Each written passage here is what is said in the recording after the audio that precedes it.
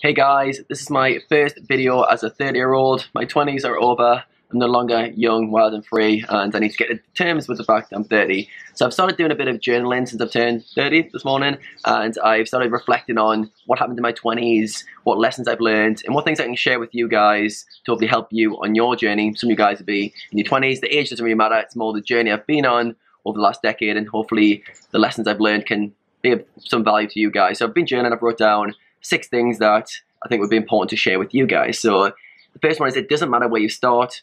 Everyone starts from the bottom. So when I started out in poker, well, back in my early 20s, I was just a complete drunk. I used to get drunk every 4 or 5 nights a week consistently. I had no drive, no ambition. I graduated from university by some miracle, and I didn't have any clue what I was doing. I was just bumming around, pretend I was still a student for a few years.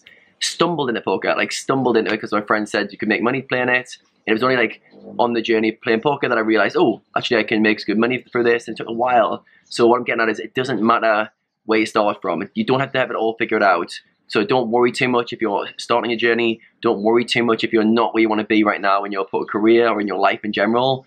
Everyone needs to start somewhere. All those people you look up to in poker, life, business, anything, started out at the bottom. They started out not knowing what they were doing, and they learned the skills needed to be successful in it. So don't be too hard on yourself. Everyone starts at the bottom and works their way up. The next one was, you need to be really consistent. You need to be really consistent. Your habits are everything. So I was very lucky, I guess, to form the right habits that allowed me to be successful. So I was exercising regularly. I had a really good diet. And most importantly, I had a very strict schedule, which I stuck to. So I made myself a grinder schedule, and I just followed through on that. And that became a really sort of positive habit, which allowed me to get the most out of my days, the most out of myself on a consistent basis. So you get to choose the habits. So take the time to cultivate the habits that are going to propel you forward.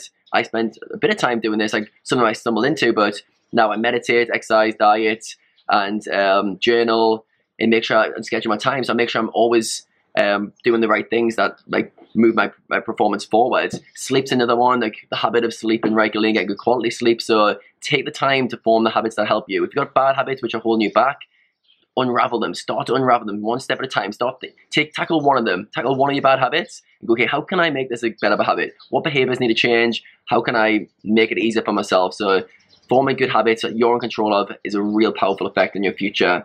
Okay, next one, always have goals that you're working towards and monitoring the progress. So one of the stagnant times in my poker career was 2012 to 2014 when I was playing 300s, making decent money, but I didn't have any goals, and my only goal was to hit Supernova Elite, which was a volume goal, and I was just coasting along. I had no idea what I wanted to do with poker, no idea what I wanted to make money-wise, what I was doing with the money when I made it, and as a result, I just didn't live up to my potential, just coasted along, complete cruise control, thinking, oh yeah, it's all good, but I didn't push myself. And that was when I realized, around that time I realized, I need to have clear goals. I need a vision for the future. I need to map it out, and I need to hold myself accountable, set up monitoring systems, and make progress bars that allow me to know, am I on track to achieve the goals that I'm setting out? So always make goals for the future, always be checking in with yourself, make yourself accountable, and monitoring the progress you're making consistently. Next one, don't be scared to step outside of your comfort zone. Remember, you will never feel 100% ready to take on new challenges. This is so true. So I'll use my example again. When I was at 300s and decided to play 1Ks and skip the 500 level, it was super scary. I did not feel ready. I wasn't ready. I wasn't ready to take it on. The first month was brutal. It took a lot of growing as a person, improving my game strategy-wise to kind of do what was needed to kind of compete there and beat the guys who were playing those games. But you never feel ready. You never feel ready. You've always got something holding you back going, play it safe. Play it safe. Don't take a risk. Don't take a risk. It's good here. Maybe next week I'll be ready. Maybe I'll be ready the week after. You're always telling yourself this. This is completely normal. We all do this. So you need to remember that's part of the course. That's going to happen. And you need to push yourself past that. Push yourself to take on challenges that really excite you and that get you out of that comfort zone. The comfort zone's not going to go away. You're always going to have to feel that sort of fear of going out of your comfort zone. And you need to live with that and push through. Most people don't take action because of fear. Fear what people think of them. Fear what people they're failing.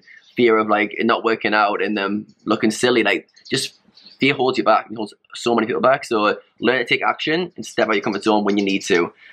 Always be learning and developing your mindset. Possibly the number one most important thing. Always be learning. Always be growing. Now, I'm not just talking about the strategy side of the game, which is obviously very important when you're on the come up to be learning the strategy side, but focus on your mindset, your mental leaks. This is why I'm a coach. I help players to fix their mental leaks. There's so many things that goes on in your mind that you really need to tackle. You need to be in control of your own mind to direct your life the way you want it to. And it's easier said than done, but you need to be constantly increasing your knowledge. You need self-development books, mentors, coaches, whatever it takes to get your mindset rock solid. Rock solid. Poker's brutal. It's going to throw so many things at you. It's going to be downswing after downswing, upswing, upswing, downswing, downswing. That's going to be your poker career over and over. So you need to be able to take the hits. You need to be able to build that mindset, that resilience to push through it. So always be learning and developing your mindset is so key. Whatever ways you like to learn, whether it's watching videos, reading books, coaching, whatever, but just always be pushing yourself to learn. Having a weekly challenge of what did I learn this week? What am I going to improve on? What can I do better? Okay, and finally, surround yourself with people that make you dream bigger and that believe that more is possible. So this is really key. So for me, I think I was lucky the guys I live with, they wanted to play high stakes always. So it was like, they pushed me to want to play higher stakes. And very soon I started to adapt the same mindset. And it's really important that you're around people who don't bring you down. They don't go, no, you can't do that. They push you on. They tell you you can do more. You can achieve more with your life.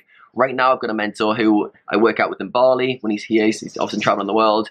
And he's a very good influence on me because he dreams super big. He dreams bigger than I could think about dreaming myself. You know, that just sparks me to level up. It goes, all right.